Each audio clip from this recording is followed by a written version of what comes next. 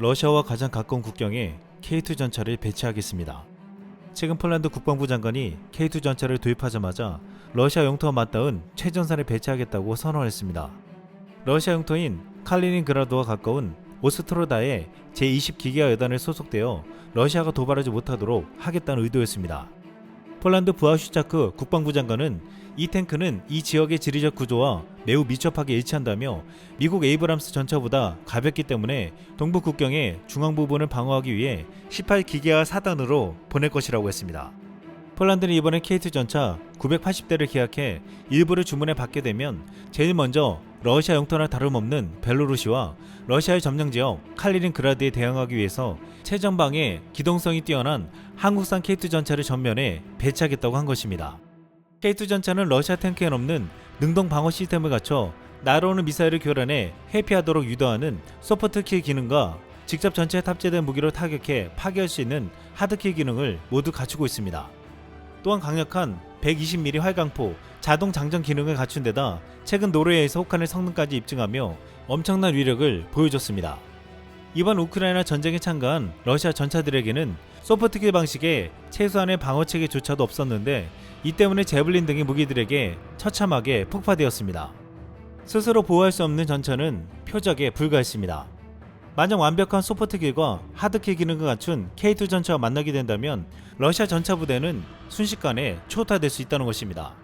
믿을만한 K2 전차를 전면에 배치한 부하슈차크 폴란드 국방부 장관은 크렘린이 폴란드를 공격하기로 결정하지 않기를 바란다고 자신감 있게 말했습니다.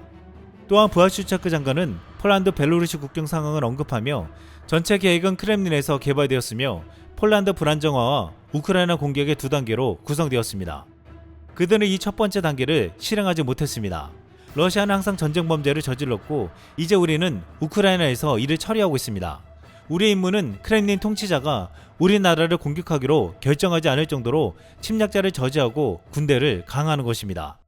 부하슈차크 장관은 러시아가 우크라이나를 침공하면서 폴란드까지 공격하려 했다는 계획을 폭나듯 말하며 푸틴이 감히 폴란드를 공격하기로 결정하지 않을 정도로 군대를 강화시키겠다고 했습니다. 또한 그는 폴란드가 평화를 원하므로 라틴 격언에 따라 행동하며 스스로 무장하고 있습니다 라고 확신하면서 병사와 장비의 수를 모두 늘렸다고 했습니다. 현재 폴란드에서 구매한 한국산 장비가 미국이 사용하는 장비와 호환되거나 동일하다고 말하며 우크라이나에서 싸우는 러시아인에게 두려움을 심어주고 있다고 했습니다. 그가 말하는 러시아가 두려워할 만한 무장은 분명 얼마 전에 K2 표전차를 비롯해 한국산 무기들을 대거 산 것을 두고 한 말 같았습니다. 폴란드는 K2 전차, K9 자주포, FA-50 경전투기 등 총 25전이 넘는 역대급 계약을 했는데 여기서 그치는 것이 아니라 천국이나 K21도 관심을 가지고 있다고 했습니다. 그런데 폴란드가 가장 많이 주문한 K9 자주포는 동유럽을 비롯해 전 세계 가장 인기를 끌고 있는데 최근 K9 자주포에 이어 한국산 자주 박격포, 비격과 105mm 자주포, 풍익도 뜨고 있다고 했습니다. K9 자주포는 이미 세계 최강 반열에 올라 있습니다. 동시 탄착 사격과 자동 장전 기능, 빠른 초탄 발사, 고속 주행, 위성 항법 장치를 활용한 정밀 타격 등 기능 측면에서는 최강입니다. 그런데 K9 자주포 동생이라 불리는 120mm 박격포 비격은 상식을 뒤집어 성공적으로 개발한 무기라고 불리고 있습니다. 비격이란 이름은 하늘에서 떨어지는 천둥이라는 뜻을 담았는데 신관과 폭발형 포탄을 써 임진왜란 당시 왜군을 벌벌 떨게 한 비격 진천내에서 따온 이름입니다. 비격 자주 박격포는 K200A1 장갑차에 자동화된 120mm 박격포를 장착했는데 자동화된 사격 통제 장치와 장전 장치를 갖춰 포 방열과 조준, 장전, 발사까지 모두 버튼으로 이루어집니다.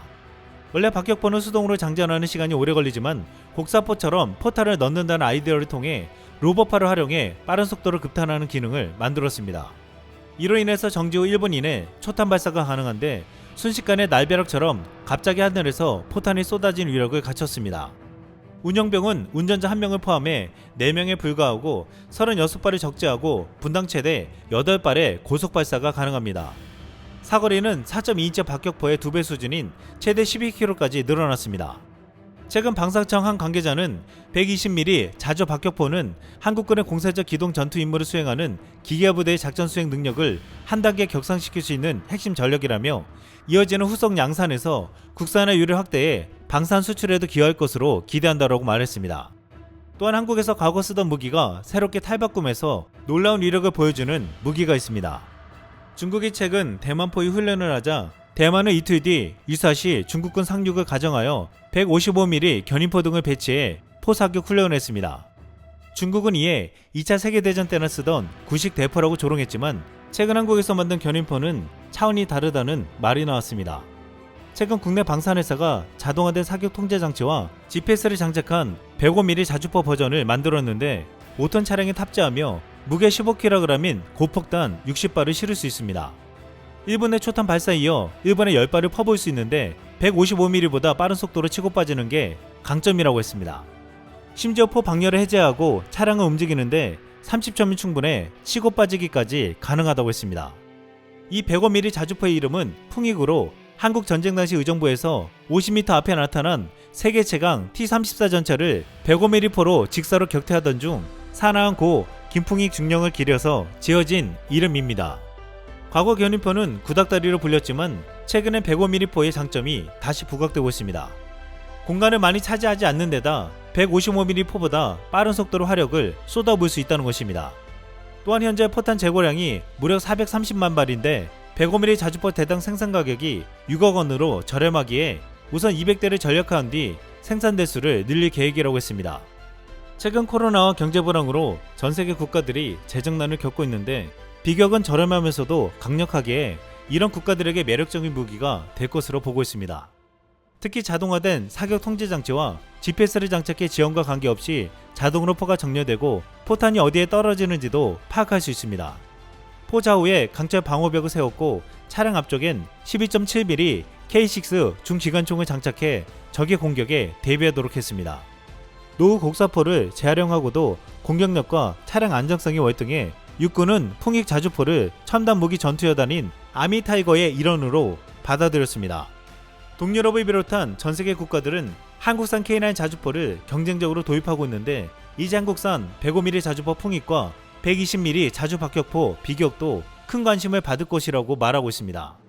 한국은 그동안 대량의 예산을 포병 전력에 몰아넣고 포병 부대 중심의 지상군 화력 강화에 치중한다고 해서 화포와 국방부를 합쳐 포방부라고 불렸습니다.